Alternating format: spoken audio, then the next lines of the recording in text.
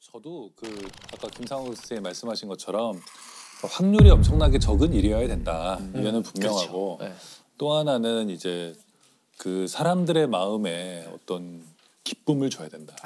확률이 적은 일이라고 해서 사람들이 다 와 기적이야 이러진 않잖아요. 그렇죠. 기쁨, 또 인류에 대한 희망, 뭐 이런 것들을 줄 때 우리가 굉장히 기적이라고 기리고 그러잖아요. 그래서 제가 처음에 그 얘기를 딱 들었을 때 드는 생각이 들었던 인물은 그 어니스트 셰클턴이에요.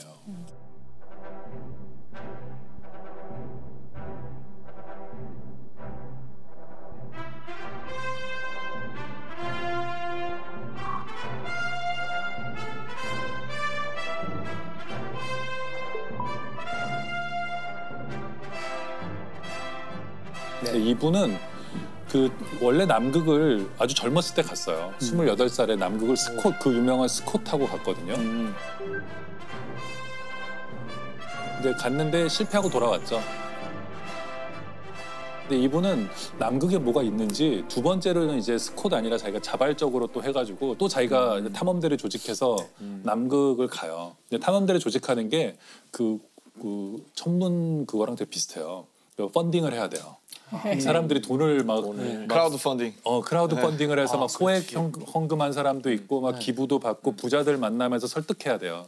돈이 많이 들잖아요. 그런 탐험은 거의 우주선 띄우는 것만큼 돈이 드니까. 제안서를 잘 써야 돼요. 잘 써야 되겠죠. 다들 작가들이겠네. 네, 그리고 영업에 좀 이게 다 대가들이에요. 그 탐험을 떠난 사람들 보면은 설득을 먼저 하는 게 우선이거든요. 근데 셰클턴에서 어쨌든 설득을 잘해서 배를 하나 또 타고 갔는데 이번에는 남극에 거의 한 190km 정도 지점까지 남극점까지 가요. 네.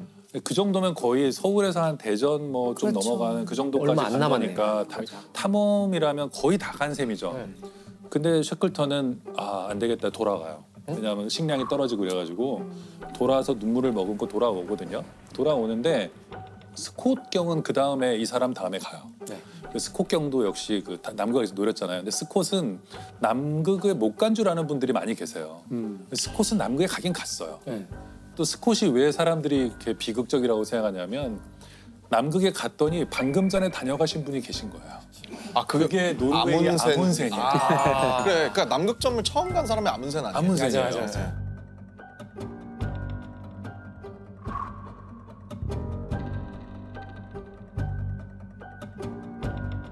노르웨이한테 지다니 탐험하면 영국인데 그렇게 생각했기 때문에 또 달 탐사를 하듯이 박차를 가해서 그리고 셰클턴은 그래서 뭐 이미 아문센이 정복을 했기 때문에 목표를 이제 또 펀딩을 받아야 되니까 또 가야 되니까. 우리는 횡단을 한다 이렇게 얘기했어요. 횡단. 가서 오는 게 아니라 한번 같은 건너버리겠다. 질러서 그냥 횡단을 하겠다. 그리고 원대한 목표를 이제 세웠고 이제 그런 경쟁해야죠. 명분으로 셰클턴이 또 펀딩을 해서 세 번째로 배를 타고 가요. 이 투자자들의 마음은 어땠을지가 대단히 궁금한데요. 투자자들은 성공할 거라고 생각했죠. 셰클턴은 벌써 경험이 풍부하고 가서 살아온 사람이 드물기 때문에 저격이라고 생각했을 거예요. 그래서 공고를 냈는데 5,000명 정도가 가겠다 그래요. 네, 같이 타겠다. 그 남극에 가겠다. 근데 뭐 요리사도 필요하고. 뭐라고 썼어요? 셰클턴이 뭐 별말 안 썼어요. 남극점 갈 사람? 예, 뭐.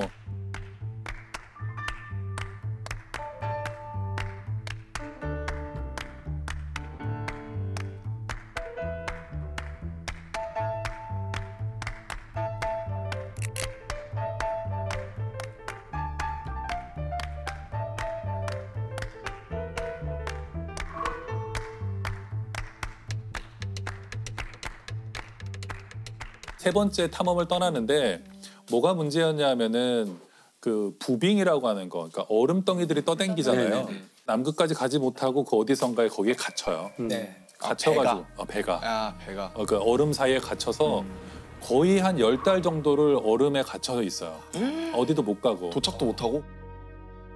근데 이게 가만히 있는 게 아니에요. 남극점으로부터 점점 멀어져요. 그냥 부빙들이 움직이니까. 그래서 그게 한 1,000km 정도 움직여요. 움직이다가 이게 사진을 갖고 왔는데 이런데 이제 갇힌 거예요. 그래서 처음에는 이 배 위에서 생활을 하다가 10개월 정도 지난 어떤 시점에는 얼음들이 이렇게 조여오면서 배를 부셔버려요. 이 사람들은 결국 배를 버리고 배에서 나오는데 가장 가까운 사람이 살고 있는 전초기지까지 무려 한 1,900km 정도 떨어져 있어요. 1,900km. 여기서 제가 재봤더니 서울에서 몽골의 울란바토르까지 걸어가면 되는 거예요. 남극의 그 얼음 바다를 뚫고 남극이 되게 크더라고요. 남극 크기가 대륙이죠. 대륙 전체의 10%에 달한대요. 그렇게 큰지. 그러니까 중국이랑 인도를 합친 정도라고 그러더라고요. 그렇게 커요? 그러니까 엄청나게 큰 거예요. 그래서 남극점을 못 갔구나 사람들이. 역경에 처했고 거기서 문제가 생겼는데 쉐클턴은 왜 유명해졌냐면 남극을 정복하지 못했어요. 결국엔 또 못 간 거죠. 못했지만 이 사람은 그 순간 자기 일기에 써요. 목표가 바뀌었다. 전원을 살려서 돌아간다. 근데 이게 쉐클턴의 굉장히 참 저는 리더십의 멋진 점 중 하나라고 생각해요. 어떤 위대한 목표를 세웠지만 안 된다고 생각하면 바로 바꿨어야 되는 거예요. 목표를 빠르게 수정했고 그리고 28명의 대원이 있었는데 28명의 대원 한 명도 죽이지 않고 다 데리고 귀환해요. 근데 귀환하는 과정도 되게 드라마틱한 게 얼음덩이 사이에 영하 20도 30도가 있는 남극에 갇혀 있어요. 여기에서 640일 정도로 살아남아야 돼요.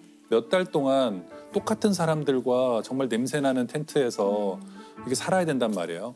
고텍스 뭐 노페이스 없고. 이런 거 없고 민족 없고. 울로 된 옷과 이런 것들 갖고 이제 살아남아야 되는데 그 배에서 탈출할 때 보트가 필요할 거 아니에요. 남극을 가든지 구조를 받아야 되니까. 근데 그냥 보트가 작은 보트예요. 한 6m, 7m 되는 보트 3개를 내리고 이걸 끌고 이동해야 돼요. 그 대원들이 20 몇 명이 이걸 끌고 캠프에 짐과 이런 걸 가져가야 되거든요. 무거우면 안 되잖아요. 그렇죠. 무거우면 사람들이 지치고 화가 나니까. 쉐클턴이 가장 먼저 자기가 이제 늘 갖고 다니던 금으로 된 담뱃갑을 이제 버려요. 그 케이스를. 케이스, 담배 금으로 된 케이스. 걸. 예, 그냥 뭐 이런 종이 담뱃갑이 아니고 자기한테 중요한 걸 딱 던지는 걸 보자 저렇게 대장도 저런 걸 버리는데 그래서 갑자기 수북하게 쌓였다 그래요. 자기 거를 다 버리는 게. 버리기 시작해가지고. 분이 저런 것도 버리는데. 예, 예. 우리는. 그래서 최소한의 짐을 갖고 나오라고 하는데 쉐클턴이 벤조 있잖아요. 기타처럼 생긴 그게 6kg 정도 나갔대요. 그 벤조와 관련된 게 그걸 꼭 가져오라 그랬대요. 근데 그게 나중에 큰 역할을 해요. 대원들이 힘들 때 누군가가 연주를 하는 거예요. 사기를 북돋아. 노래 부르고 막 그 사진사가 그 카메라 굉장히 크거든요. 그 당시 카메라. 인증샷. 이런 것들이 희망을 주는 어떤 오브제인 거죠. 근데 이런 게 대원들로 하여금 우리는 구조될 수 있을 것이다. 이렇게 사진을 열심히 찍는 걸 보면 이건 나중에 돌아가서 쓸 거잖아요. 그렇죠. 그다음에 일기. 모두 대원들이 일기를 써요. 쓰도록. 일기를 쓴 게 많이 남아 있거든요. 일기를 쓴다는 것은 우리가 굉장히 힘든 순간에도 일기를 쓰면 힘이 생기거든요. 그래서 이렇게 모험하는 사람들이 스콧경도 마찬가지 일기를 많이 쓰는데 부빙이 두껍고 안정적으로 보였는데 여름이 다가오면 점점점 부빙이 작아지는 거예요. 작아지고 얇아지고 쪼개지고 그래서 엘리펀트 섬이라는 작은 섬에 이렇게 대원들이 겨우 상륙해요. 막 얼음 쪼개지고 막 이러는데 겨우 상륙하거든요. 근데 거기 28명이 어쨌든 전원이 도착해요.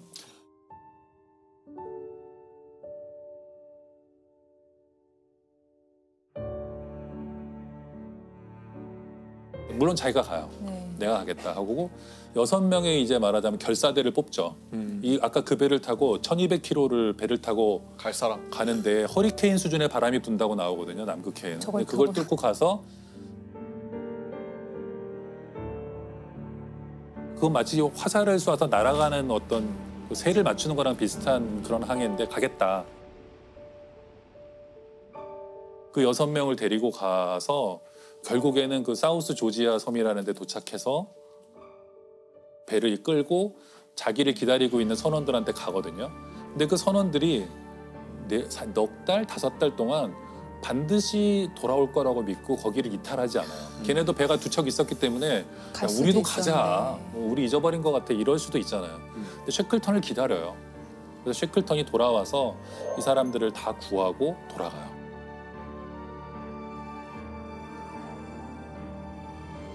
소설로 써도 안 믿을 내용이네요. 예, 예. 너무 비현실적이라고 생각할 정도로 이런 게 이제 기적이죠. 그런 리더십 때문에 쉐클턴이 다시 재평가가 되는 그렇죠. 거겠죠. 그런 면이 있죠. 굉장히 솔선수범하는 면도 좋고 윤리적이었다는 거. 굉장히 그 쉐클턴에 관한 모든 기록들이 깨끗하구나. 굉장히 깨끗하고 언제나 자기보다 이제 대원들의 안전 같은 것들을 이렇게 우선시하는 그런 것은 뭐 분명하고요.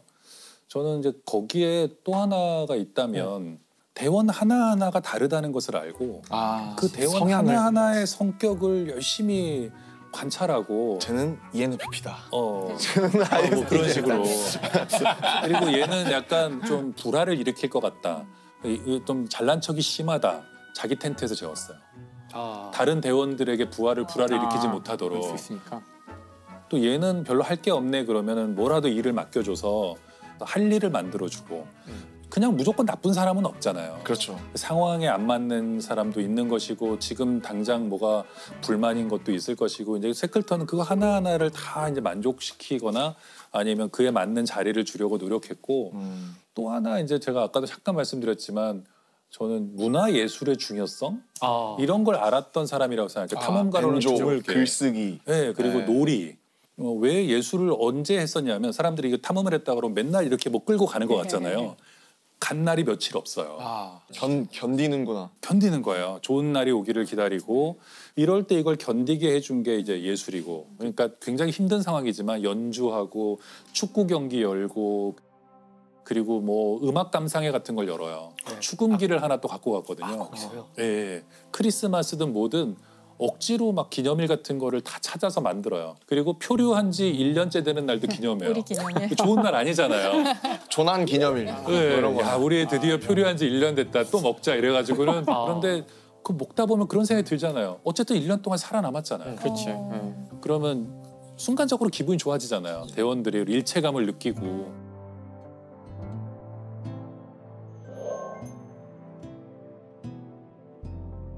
이 사람들이 미치지 않고 서로 싸우지 않고 이럴 때 가장 위험한 게 싸우는 건데 이 비슷한 시기에 캐나다 탐험대가 똑같이 북극 탐험을 가거든요. 네. 여기는 일단 똑같이 그 부빙 속의 좌초예요. 근데 제일 먼저 리더가 이탈해요.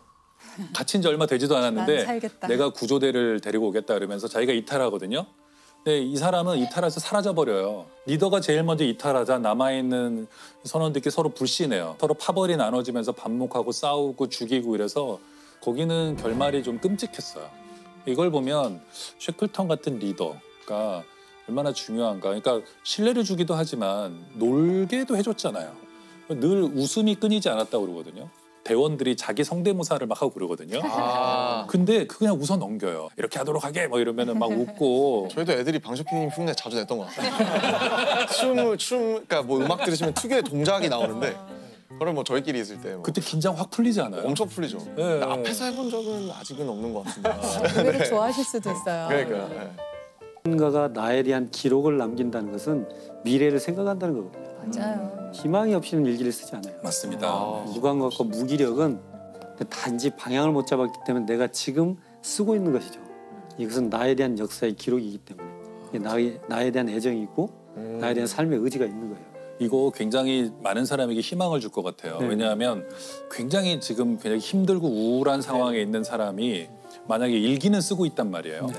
그렇다면은 선생님 말씀을 딱 듣고 나서 내가 아직도 미래를 생각하고 있구나. 사실 일기에는 나는 미래는 없어. 나는 끝났어. 이렇게 쓰고는 있지만 쓰고 있다는 것은 벌써 그럼요. 자기가 미래에 읽을 나를 상정하고 있다는 것이죠. 그렇죠. 근데 또 이런 점도 있는 것 같긴 해요. 글을 쓰고 나면은 그 굉장히 객관화돼요. 그럼요. 사실 내 이야기지만 이게 제 3자 같이 보이기도 해요. 때로는 이게 앞에 내 눈앞에 있기 때문에 어떤 일을 정말 객관적이고 제대로 논리적이고 합리적으로 생각하고 파악할 때에도 글로 쓰는 게 굉장히 도움이 돼요. 이게 감정은요 동물일 때부터 있었던 거잖아요. 그렇죠. 그래서 감정은 사실 언어 이전의 상태거든요. 그러니까 언어화돼 있지 않아요. 그래서 막 우악 막 이런 상태거든요. 근데 연기도 많이 드신 것 같아요. 근데 이거를 쓰기 시작하면 왜 그렇게 되냐면 문법이 있어야 돼요.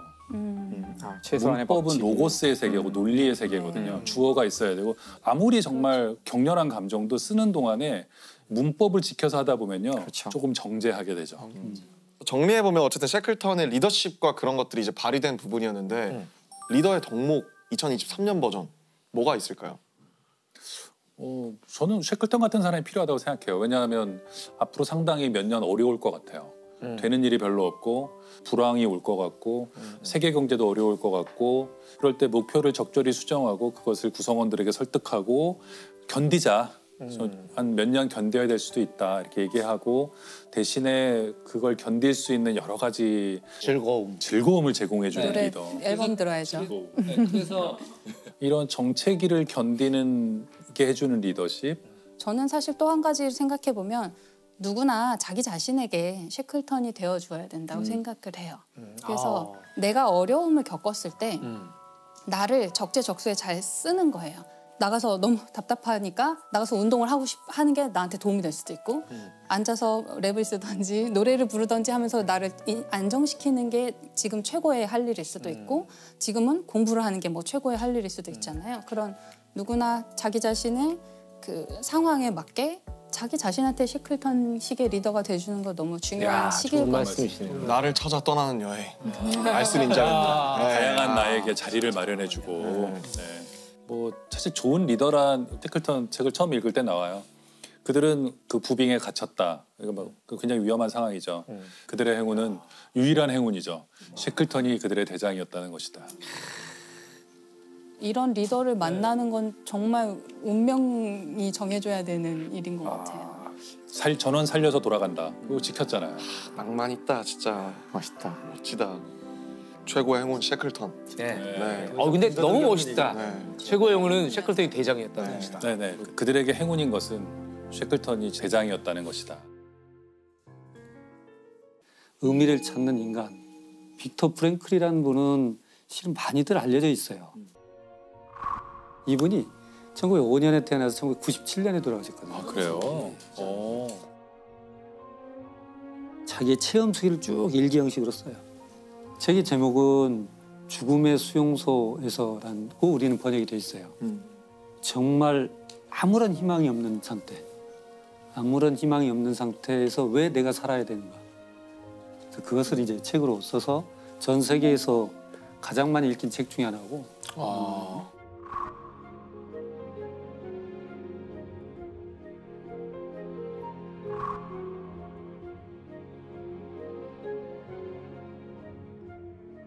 실은 직접 체험을 했기 때문에 전달력이 있었던 거고 전 세계 사람들이 그 사람을 존경하게 됐던 것 같아요. 그럴 수 있겠네요. 정신과 의사.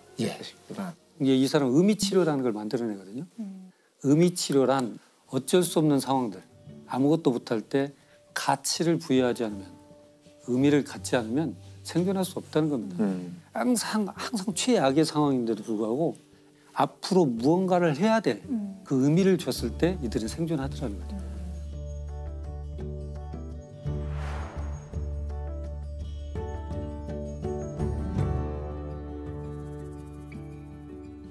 이분은 1942년도에 강제수용소로 추방을 당하는데 3년 동안 4군데를 옮겨요. 아이고. 그 속에서 이제 이 사람이 하는 건 그렇습니다. 자살을 하는 사람을 보면 딱 보인대요. 담배가 아주 소중하거든요. 네. 담배가 스프하고 바꿔 먹습니다. 근데 어느 날 어떤 사람이 갑자기 담배를 피우기 시작하잖아요. 이 사람 곧 자살할 사람이에요. 스프를 안 먹는 거죠. 네, 스프도 안 먹고 있는 담배 펴버리고 채찍으로 때려도 일어나지도 않고 눈도 초점을 맞추지 않고 자기가 싼 똥 위에 그냥 누워 있더라는 거예요. 그러면 죽더라는 거죠. 다 포기한 거죠. 어떤 사람은 꿈에 음성을 들리는데 너 나한테 물어보면 한 가지 얘기해 줄게. 꿈에 그랬다는 거예요. 저는 그러면 전쟁이 언제 끝납니까? 그랬더니 아니 그때가 3월 30일, 45년. 그러니까 3월 30일 기다려요, 이 사람은. 그때까지는 29일까지. 갑자기 29일부터 이 사람 열이 올라가기 시작합니다. 발진 디프스가 각화되죠. 결국 30일 날 결국 사망해요. 이 사람이 왜 그럴까 보니까 그냥 아무 근거 없는 낙관적 희망. 나는 언제까지는 전쟁이 끝날 거야. 라는 그런 생각들이 그때가 되면 면역력이 급격히 떨어뜨리는 거예요. 희망이 없어지면서. 정신력이 무너지는 순간 육체적 질병이 커지더라는 거지. 그래서 이 사람은 생각합니다. 못 나갈 수도 있고 전쟁이 안 끝날 수도 있고 죽을 수도 있습니다. 그러나 나는 이걸 해야겠다라는 희망을 갖는 거죠. 신라 같은 희망을.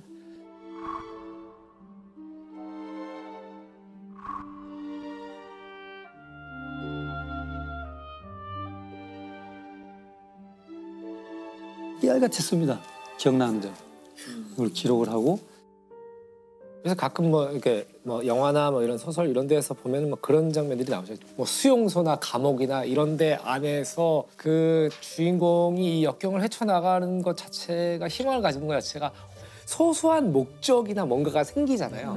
그렇게 되면 그거는 사람이 살아갈 수 있는 동력이 확실히 제공이 되는 것 같아요. 예. 그 수용소에 들어가기 전에 한 10몇 년을 그 의미치료라는 학회도 만들고 하고 있었어요.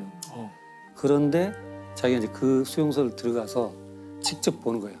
이론은 내가 그전에도 준비를 해봤었지만 진짜로 내가 들어가 생활해본 것을 같이 첨부해서 한 권의 책으로 항상 냅니다. 다 기억하고 나온 거군요. 예. 하나하나 다. 그럼 기억할 수밖에 없어요.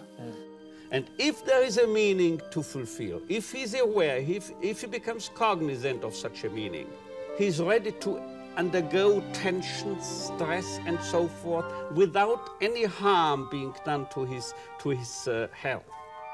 어떤 형태로든 우리는 가치를 부여하지 않으면, 의미를 갖지 않으면 생존할 수 없다는 겁니다. 근데 의미 치료라고 하시니까 사실은 뭐랄까 그런 말들이 많아요. 저희 아마 나이대 동나이대 친구들일 것 같은데 삶에 꼭 의미가 뭐 있어야 되나? 뭐 너무 과다한 의미를 스스로 부과하는 게 뭐 무슨 의미가 있을까? 뭐 막 이런 식으로 말장난도 많이 하고 되게 그런 어떤 것들이 굉장히 만연한데 교수님 말씀을 들어보면 의미 치료라는 건 예를 들면 이런 걸로 뭔가 베스트셀러를 남기겠어. 이런 의미 치료는 아닌 거죠. 네. 이분이 얘기하는 건 뭐냐면 어떤 큰 일을 해내고 누구한테 주목받는 일이 아니고 지극히 나만의 의미, 너가 갖는 너 삶의 의미를 찾아라 이런 뜻이거든요. 이건 큰 건 아니에요. 지극히 나만의 의미. 그 남준 씨 교수님 얘기를 들으면서 어떤 삶의 의미를 갖는 것 자체가 되게 목표가 있는 것 같고 삶의 의미가 있어야 얘가 되게 바른 삶을 살고 있는 것처럼 평가를 하잖아요. 너 삶의 의미가 있어 없어? 네가 진짜 좋아하는 네 꿈을 찾았어 아니야? 고통을 이걸 굉장히 괴롭게 만들잖아요. 그 프랭크 박사가 아주 그런 걸 지적을 해요. 네네. 모든 사람이 의미를 찾아야 된다는 게 아니고 의미를 잃은 사람들, 신경증적으로 주저앉은 사람들한테 의미를 찾아준다는 의미에서 그렇게 얘기를 합니다. 의미를 상실한 분들. 저는 아까 그 남준 씨가 한 얘기 잠깐 좀 생각을 해봤는데 젊은이들이 의미에 대해서 이렇게 거부하는 내가 왜 그럴까 이렇게 좀 생각을 해보면 좋은 어떤 심리학적 기법들이 어떤 목적을 가지고 아이들에게 자꾸 사용된단 말이에요. 자기주도라던가 자기주도 뭐 이런 것들이 결국에는 나 공부시키려고 하는 거고 그렇죠. 또 한편으로 또 애가 예를 들어서 어떤 공부를 안 하고 있거나 아니면 어떤 걸 안 하고 있을 때 부모들이 여러 접근법을 써요. 너도 그래도 하고 싶은 게 있을 거 아니야. 이런 식으로. 이건 되게 많이 들어본 말 같은데. 공부가 싫을 수는 있어. 하지만 너도 그럼 하고 싶은 게 있을 거 아니야. 얘기해봐. 그래서 조심스럽게 얘기를 할 수는 있어요. 애가 처음에는. 공감하는 것 같잖아. 그건 너는 좀 어려울 것 같아. 일단 공부를 먼저 하는 게 어때? 공부 다 하면 할 수 있어. 그것보다 더 나쁜 게 그걸로 어떻게 먹고 살려 그래. 그렇죠. 나 잘 되려고 그런 거니? 그래, 너 좋자고 하는 거라. 나를 어떻게 안다고. 모르잖아요. 젊은이들이든 아니면 학생들이든 선생님 말씀하신 것처럼 삶의 의미를 찾고 싶어 한다고 생각해요. 다만 그걸 말하고 싶지 않은 거죠. 말했을 때 부정당한 경험이 많고 그거를 말했을 때 이것도 나한테 공부시키려고. 그럼 이호 교수님의 직업적이나 그런 부분에서 어떻게 그 삶의 의미를 적용하셨는지. 저는 그런 생각을 했어요. 가족들이 자꾸 눈에 보여 이제. 유족분들. 네. 유족들이 보이는데 그건 뭐냐면 이분들은 돌연한 사망들이고 어떤 때는 이분이 원치 않는 타인이 개입됐다는 강력 사건일 수도 있거든요. 그러니까 저는 이것도 하나의 트라우마 같아요. 그렇다면 이런 분들한테도 할 수 있는 역할이 뭐가 있지 않을까라는 이런 생각들을 보게 되더라고요. 들어는 줄 수 있을 것 같고 또 어떻게 보면 그 환자를 직접 신체를 진료했던 사람이기 때문에 그런 나만이 할 수 있는 그런 것들이 보여지더라는 거죠. 기적을 하면서 이분을 생각했다는 것은 그 어려운 시기를 겪고 기적처럼 생존하기도 하고 헤어날 수 없는 과정에서도 그래? 삶이 나한테 이렇게 던졌다면 나는 이런 선택을 했다고 난 얘기할 거야. 그 대답을 나는 이렇게 할 거야. 라고 했던 그 자체가 기적이라는 거죠. 아직도 코로나19와 싸우고 있는 의료진들, 잊혀진 채 싸우고 있는. 맞아요. 그래도 여전히 계속 막 중환자도 발생하고 있고 누군가는 ICU에 들어가고 막 이렇게 하고 있을 거 아니에요. 계속해서 사망자도 발생하고 있는데 지금 이제 잊혀진 채 싸우고 있잖아요. 그래서 이럴 때 한 번쯤 이렇게 생각해 보면 어떨까. 최근에 좀 다시 확진자가 많이 느는 추세라고 하더라고요. 2번, 3번 걸리시는 분들이 굉장히 네, 많다고 하더라고요. 확진자가 늘어났다는 거는 의료진들이 그만큼 부담이 있다는 건데 또 이제 연말 되면 연말에 또 만나야 될 사람들도 만나야 되고 네. 맞아. 또 힘든 시간들이 좀 맞아요. 있지 않을까. 근데 저는 모르겠어요. 이제 한 3년 됐잖아요. 이렇게 오래 갈지 아무도 몰랐잖아요. 그렇죠. 맞아요. 제가 그 2020년 초에 이게 발생하기 시작했을 때 아직 이름도 없을 때 네. 코로나19라는 이름도 없을 때 이게 그 당시에는 정확한 집계를 어디서만 하고 있었냐면 존스 홉킨스 대학의 통계가 저 가장 인용을 정확했어요. 그랬나요? 1월에. 그래서 아침에 일어나면 존스 홉킨스 대학의 홈페이지에 들어가서 사망자 몇 명, 그다음에 감염자 몇 명, 뭐 치료된 사람 몇 명 이거를 매일 적었어요. 한 2달 넘게 적었는데 나중에 우리나라가 가장 많아지면서부터는 안 적었어요. 그걸 적으면서 무슨 생각했냐면 이게 어쩌면 내 인생에 경험할지 모르는 가장 어쩌면 큰 전쟁일 것이다. 여기서 벌어지는. 그러니까 이게 코로나19가 바이러스와의 전쟁인데 이게 수식어로 그냥 레토릭이 아니라 네. 진짜 전쟁의 모든 속성을 다 갖고 있어요. 어떤 속성이죠? 네, 전쟁의 특성은 일단 사망자가 발생하죠. 이게 적이 공격해 오는데 적과 맞서 싸우려면 이쪽에 군인들이 필요하잖아요. 군인들이 말하자면 의료진인 거죠.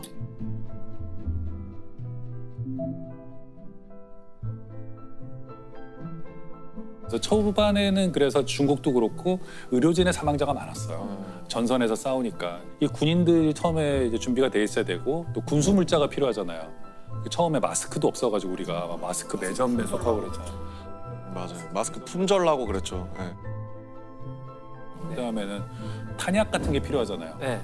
그게 이제 백신이죠. 백신이 올 때까지 굉장히 오래 버텨야만 했잖아요. 근데 오래 지속된 전쟁이 그렇듯이 한 3년쯤 되니까 이제 사람들이 익숙해지고. 익숙해졌죠. 근데 저는 가끔 이제 옛날 신문도 찾아보거든요. 네. 그러면 1953년에 휴전이 되기 전에 어땠을까. 그래서 옛날 신문 검색할 수 있잖아요. 네. 보면 굉장히 한가로워요. 예.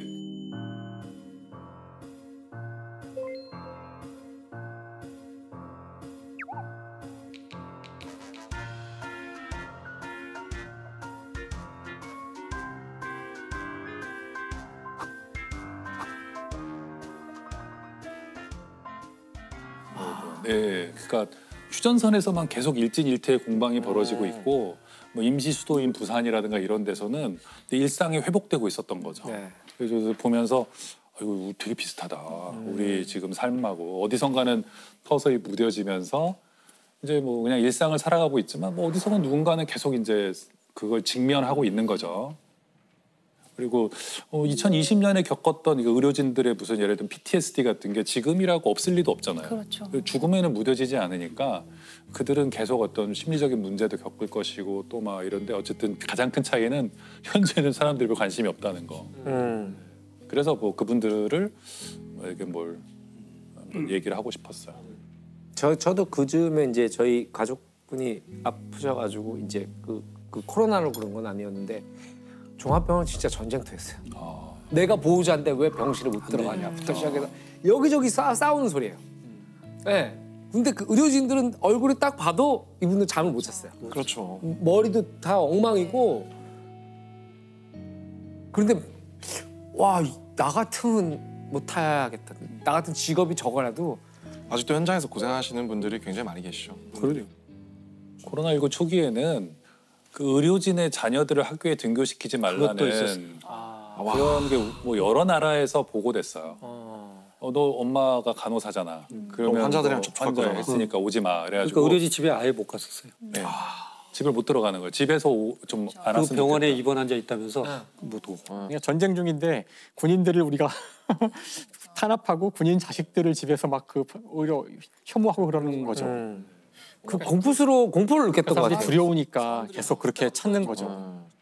코로나19 참 힘든 싸움이었어요. 네네. 지금 생각해 보면 우리가 이제 많이 이제 익숙해져서 그렇지 이게 다른 전쟁과 좀 다른 게 인간다움을 이용해서 공격했잖아요. 그러니까 우리가 사회적 동물로서 서로 친하게 지내고 싶고 다른 사람하고 밥을 먹고 싶고 술을 먹고 뭐 이렇게 가까이 지내고 싶은 어떤 그런 친교의 욕구, 친밀감에 대한 희구 이런 것들을 파고들었기 때문에 인간의 본성하고 되게 안 맞았어요. 이게 나하고 가장 밀접 접촉한 사람이 다 노출돼 버리니까. 이 병 자체가 주는 위험도 있지만 그 병 때문에 사람들이 서로 분열되고 그렇죠. 혐오하고 그런 모습들이 더 끔찍한 모습으로 나타나는데 이 바이러스에 대한 전쟁에서 우리 편이 누구냐면은 호모사피엔스 전체가 우리 편이고 그럼요. 우리의 적은 바이러스. 우리 연대해야 되거든요. 이걸 분명하게 해야 되는데 그때 그 거리 제한에 대해서도 용어를 잘못 만들었다는 말이 있었어요. 그러니까 사회적 거리 두기. 물리적 거리가 멀어져야 되는 거고 사회적 거리는 오히려 가까워져야 되거든요. 전화를 자주 하거나 의도했던 게 그게 아닌데 좀 용어를 잘못 만든 것도 있었어요. 그러니까 지금은 이제 그런 것들이 또 한 번 또 정리가 되겠죠. 그렇죠. 정리가 돼서 또 이제 다음에 또 올 거에 대한 대비를 또 해놓겠죠. 우리가. 그럼 그 코로나 19가 나에게 가장 큰 영향을 미쳤던 어떤 부분이 있을까요? 본인의 업계에서나 혹은 내 삶 속에서 내 일상 속에서. 출판계는 네. 오히려 약간 그 2020년, 21년에 매출이 좀 올라갔다는 보고가 오히려 있어요. 집에서 책을 더 많이 읽지 네네. 않았을까요? 사람들이 밖에 못 나가고 더 이상 할게 친구들이랑 없으니까. 못 나가고 여행 못 가고 뭐 이러니까 책은 이제 주문하면 집으로 오니까. 그렇죠. 그쪽은 어떠셨어요? 이제 저희는 이제 대학 기간 초토화됐었죠. 그렇죠. 학생이 없는 캠퍼스. 말이 안 돼. 사실 상상도 못하는 일이었죠. 그때. 정말 우울한 캠퍼스의 모습을 보면서 예상할 수는 있지만 학생들이 대학에서 수업을 듣는 것만이 아니라 네. 자기들의 문화를 만들고 서로들 간에 모여서 맞아요. 사회를 만들고 이것이 얼마나 중요한지도 또 깨닫게 돼서 2년간 그게 없었잖아요. 그래서 이번 올해부터 이제 올 2학기부터 2년 반이 지나서야 이제 비로소 학교에 학생들이 와서 이제 다시 학생회를 조직하고 다시 뭔가 그 전에 문화를 만들어 보려고 하는데 안 돼요. 갭이 있잖아요. 이걸 기억하는 사람이 별로 없어서 정말 저도 깜짝깜짝 놀랄 때가 많은데 학생회에서 와가지고 뭐 예를 들어서 저희가 MT를 가려고 합니다. 그래서 그래 MT 좀 가야지 너희들 지난 2년 반 동안 못 갔잖아. 근데 MT를 가려면 어떻게 해야 되나요? 이끌어줄 선배가 뭐 후유증이 있구나. 어디로 뭐 돈을 걷어야 되나 뭐 하나도 애들이 모르는 거야. 뭐 축제를 해야 되는데 뭐 뭘 어떻게 해야 되는지를 아는 단절이 애가 돼가지고. 없는 거예요. 그러니까 사실 이게 우리가 너무나 그동안에 당연하게 굴러가고 있었던 사회의 많은 것들이 사실 이게 전수가 되었던 거잖아요. 선배가 있고 다음 사람한테 얘기해주고 이렇게 되던 것이 이게 끊겼을 때 다시 시작해야 된다는 것이 얼마나 어려운 것인지 금방 복구될 거라고 지금 기대는 하지만 모르겠어요. 이게 똑같이 다 복구될지. 그 세대는 영원히 상흔처럼 지나가는 것 같아요. 그럴 것 같아요. 그 다음 이번 이제 들어오는 신입생들부터는 새로운 문화가 형성될 수도 있고 회복의 기미가 보이더라도 그 딱 그 3년은 그 상흔처럼 평생 가는 것 같아요. 너무 안 됐어요, 저는. 안 됐죠. 본인들이 자조적으로 뭐라고 그러냐면 미개봉 중고폼이라고 그래요. 아직 까보지도 않았지만 중고가 돼버린. 2학년이 되고 3학년이 돼버리고. 저희 딸도 이제 고등학교에 입학하면서부터 지금 코로나 똑같죠, 시작돼서 그렇죠. 2년 지금 3년 마스크를 벗은 적이 없거든요 학교에서. 서로 얼굴을 모른대요. 맞아요. 예. 얼굴을 몰라요. 얼굴을 다 본 적이 한 번도 없었기 때문에 그리고 마스크 벗는 거를 약간 이제 싫어해요. 예, 예. 부끄러운 것, 쌩얼을 보이는 맞아, 것의 맞아, 부끄러움으로. 근데 이제 하더라고요. 밥 먹을 때는 벗을 수 있게 하라 그랬는데 그 자기를 보여주는 게 싫어서 밥을 안 먹는 아이들도 있고. 그러니까 지금 아이들의 그 사회성에 대한 문제는 사실 우리가 너무 심각하게 생각하지 않는 경향이 있는데 저는 이게 뭔가 사회의 문제를 일으키지 않을까 걱정도 많이 돼요, 사실. 이 친구들의 사회는 제가 아마 짐작할 수 없는, 제가 상상만 겨우 해볼 뿐인 것 같아요. 완전히 다른 거죠. 그런가 하면은 제가 전혀 생각지 못했던 변화가 저는 올 초에 이탈리아 여행을 갔는데 거기 이제 가이드 해주시는 분 겸 사진 작가가 계셨어요. 굉장히 거기서 오래 사신 분인데 여기 소매치기가 많다면서요. 아. 이제 다 그래 듣고 네, 왔고 네. 저도 옛날에 또 몇 번 가봤지만 많다면서요. 누가 물어보니까 거의 다 없었어요. 그런 거예요. 왜 없었어요? 관광객이 안 왔잖아요. 그러니까 그 소매치기들이 자기 잡이 직장을 없어진 거예요. 네네. 한마디로. 그러면서 그럼 그 사람들은 지금 다시 뭘 하고 시작하면 있는 되잖아요. 그랬더니 이 사람들이 딜리버리가 훨씬 돈이 되는 걸 알아버렸어요. 배달. 네. 그래서 소매치기는 저희가 가 있으면서 들은 적도 없고 본 적도 없어요. 한참 저는 이제 법의학적으로 보면 재난 불평등이라는 표현을 저희는 하는데 같은 파도가 치면 약한 사람이 먼저 쓰러지거든요. 네. 그러니까 혹시 기억하실지 몰라도 그 코로나 시기 때 희한의 가정폭력 또 영아 살해 뭐 아동 학대 뭐 이런 게 많았어요. 아이들도 도망갈 데가 없고 없죠. 예, 어떻게 나갈 수가 없는 거예요. 그런 부분이 우리가 좀 다시 한번 돌아봐야 될 것 같기도. 이 코로나가 종식 될까요? 이미 종식돼 간다고 봐야 돼요. 왜냐하면 재감염되는 사람들이 있다는 것은 네. 또 이미 일상 속으로 들어와 있다는 거거든요. 감기화되는 거죠. 종식이라는 게 어떤 뜻인지 또 생각해봐야 그렇죠. 되는데 완전히 종식이란 완전히 무엇이- 없어질 수는 없잖아요. 뭐든지. 내 친구 종식이. 이제 익숙해요. 뭐지 김종식인가? 뭐 잠깐 생각했는데 그 전쟁은 끝날 것인데 이제 전에 작년인가 제가 신의 화살이라는 책을 봤거든요. 이제 그런 전염병 팬데믹만 연구하시는 뭐 뉴욕의 무슨 학자신데 근데 그분이 모든 팬데믹의 어떤 진행 과정들을 이제 보신 결과 뭐 로맨스의 폭발 같은 것도 우리가 생각해 볼 수 있다. 뭐 로맨스 대폭.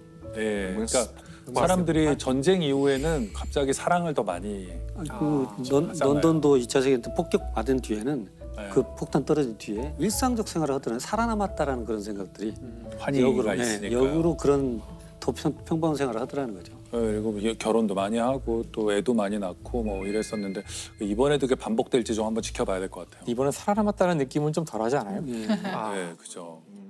유혈이 낭자하고 막 그러지는 않으니까. 그러니까. 근데 우리나라는 그 지경까지 가지 않았지만 예를 들면 이탈리아라든가 뉴욕 같은 데는 막 냉동 트럭에 막 시체들이 막 실려 있고 이런 걸 사람들이 봤잖아요. 네네. 그리고 우리보다 훨씬 끔찍하게 겪은 나라들이 있으니까 그런 나라의 어떤 젊은 세대들의 좀 팬데믹 이후의 감수성은 좀 다르지 않을까? 그럴 수 있죠. 우리가 언제나 변화를 많이 이야기하잖아요. 뭐 이번 코로나도 그 예지만 변화의 시대. 뭐가 많이 바뀌고 뭐 정신없이 세상이 돌아가니까 다 변화가 어떻게 되는지를 많이 얘기하는데 사실 더 중요한 것은 변하지 않는 것들이 더 전 중요하다고 생각하거든요. 왜냐하면 실제 우리 인간의 역사를 보면 크게 변하지 않았어요. 상당히 오랜 시간 동안.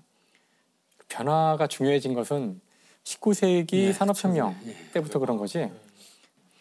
솔직히 아무도 모르거든요. 맞아요. 특히 19세기 이후에 이 산업혁명, 과학기술이 만들어낸 변화의 특징은 누구도 예상하지 못한다는 거예요.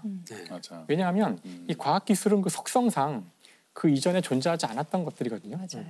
플라스틱도 존재하지 않았고 30년대에 플라스틱이 만들어진 이후 어떤 미래가 올지를 예상하는 사람이 있을 수가 없어요.